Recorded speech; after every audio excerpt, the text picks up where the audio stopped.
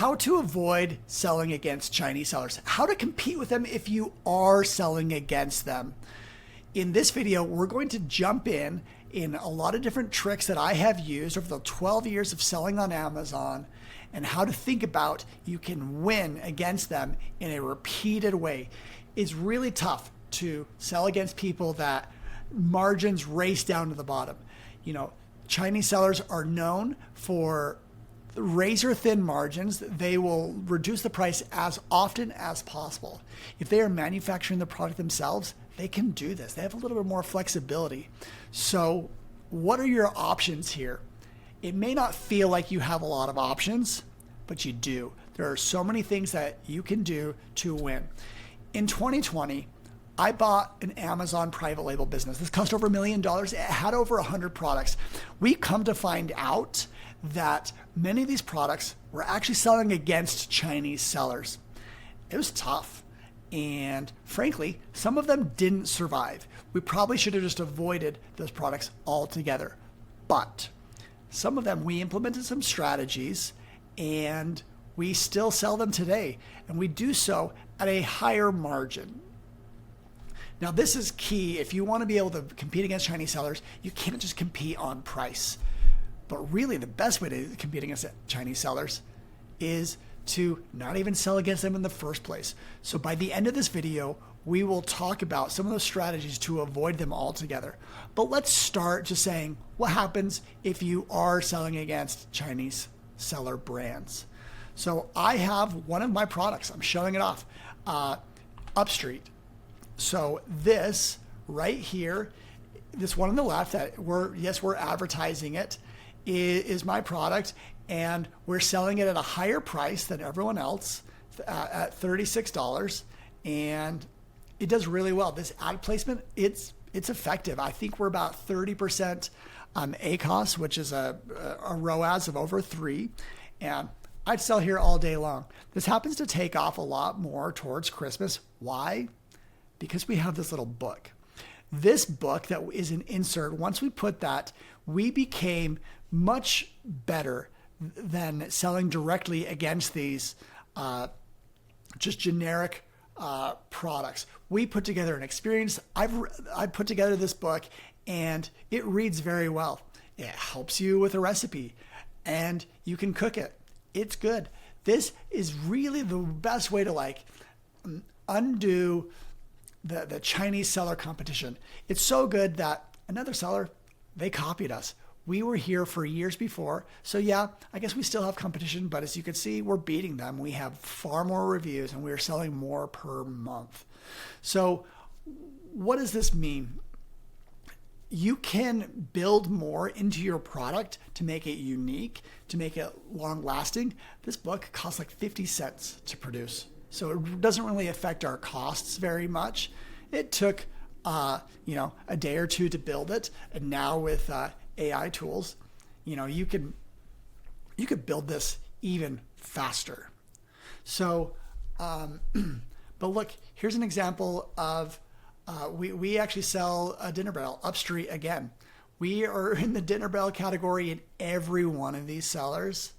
They are Chinese sellers. So this one has been a little bit more tough to win in this category. I wish we could just avoid selling against them altogether. So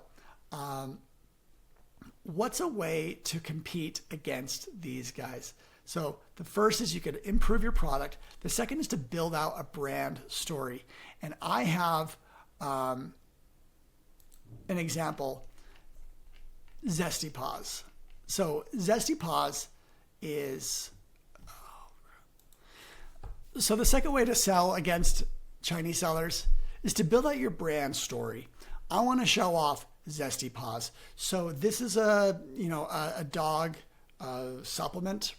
It looks like it's well done, but on top of that, they also have a brand story. If you get down into this, they make, the way that they talk about their ingredients, the way that they talk about how it's powered by science. This is all part of building a brand story. They're telling you why they do business. Now, it certainly helps whatever category you're in. If you could explain to the customer why are you doing it? Why are you selling this product? And it can't just be for like the price. There's always a reason behind it. And people do care, especially when it comes to things that they ingest. So there's a lot you can do here, and you become far different than just a Chinese seller. And people know it, and they will buy it, and they maybe buy you at a premium. So no one wants to get stuck against selling against one Chinese seller after another. So let's talk about the final tactic, and that's how to avoid them in the first place. So to do this, I'm going to jump in a tool that I built a few years ago called Smart Scout. We have inside this a subcategory tree, and if you could see, there are, these are the top level categories, the monthly revenue estimate inside of each of these categories, and look further on. We see the seller revenue share, we see the Amazon revenue share, and we see the Chinese seller revenue share. Is this not the coolest? Just to be able to see that? And like home and kitchen, 46%, clothing, 53%, electronics, 30%, health and household, 13%. Let's look into that category. But look at this, grocery and gourmet food, 1%. Books also is 0%. So it turns out, if you write a book, you're probably not going to be competing against Chinese sellers. So you right out of the gate, you could just jump in the large categories that don't have Chinese sellers. It makes sense that, health and household these are consumables often, supplements, sports nutrition, all of that. There are 1,100 categories inside of health and household. That's what we see right here. And down in grocery and gourmet, there's 1,400 categories. So right off the bat, you choose those two categories, you will never compete against Chinese sellers. That should be kind of a big deal.